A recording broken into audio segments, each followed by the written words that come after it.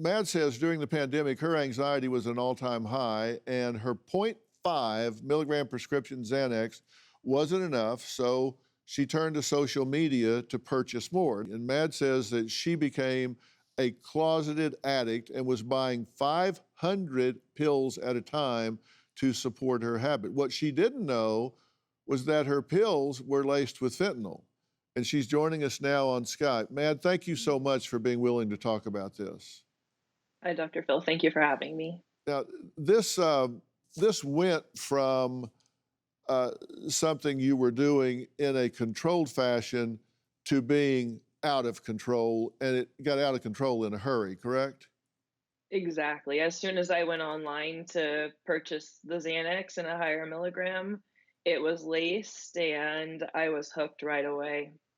Yeah, and you were hooked right away because it had fentanyl in it, which you didn't know, which is highly addictive. And so they got their hooks into you at that point, and you don't know it. And so you have no idea why you just need more and more and more. Exactly. I went online and, like mentioned, there's menus, and I was able to basically get what I wanted right there and had someone pull up to my house, drop it off, and even paid electronically several times. Right. And when you pay electronically, it just goes to some account that's hard to trace to anybody. And like you say, if they start to get after that, it just changes and goes somewhere else. Change immediately. Yeah. Yeah.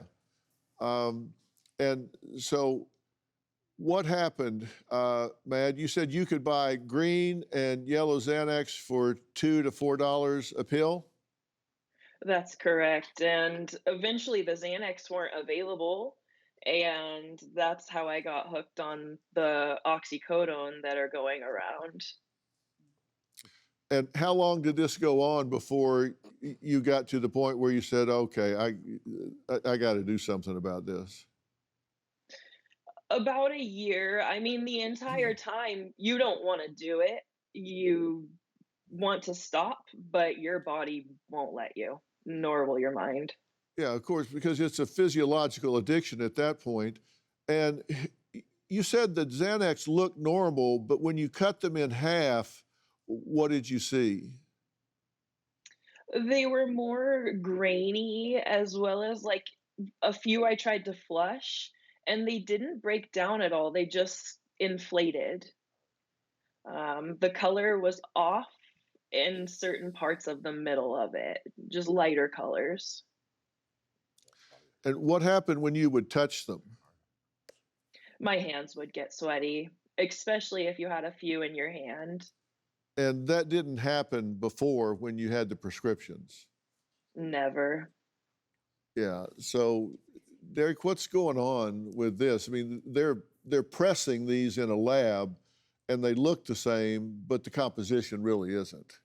Right. I mean, they are masters at making this stuff, Dr. Phil. Like I said, it started out in China, and they started sending pure fentanyl right to the Mexican cartels. Now the cartels have these super labs. They're making this stuff every day, millions of pills coming into America, flooding the streets, and they're perfectionists. They want to make money. It's like running a Fortune 500 company, and they want to make sure they can maximize the amount of customers. And that's what they're doing. Unfortunately, it's killing. And one thing I'd like to say to this family, God bless you for stepping up, because that's what the families are doing. They're taking their grief and they're putting it into action. So Dr. Phil is right. You have an opportunity to save millions of lives. You'll never know exactly how many, but that's what I work with all these families like Sam and all these families around America. They're stepping up because we can't wait for the government. The government's not even talking about this. So we have to do it together. So I really applaud all of you. Do you have a story or a question for me? Click the link in the description and tell me what in the world is going on.